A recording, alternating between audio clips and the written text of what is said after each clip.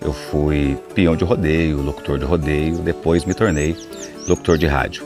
O convite para ser apresentador do Terra da Padroeira veio do padre César Moreira, na época diretor da Rádio Aparecida.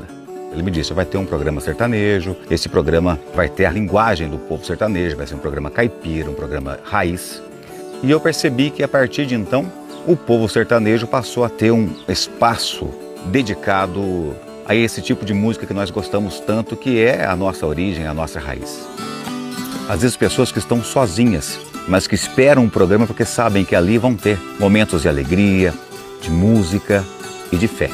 Nossa Senhora já tinha preparado esse espaço para nós sertanejos. E ela queria que fosse alguém com essa origem, com essa ligação. E nesses 19 anos, em nenhum programa, em nenhuma gravação, eu deixei de agradecer a Nossa Senhora, porque eu sei, se lá estou, é porque ela quer.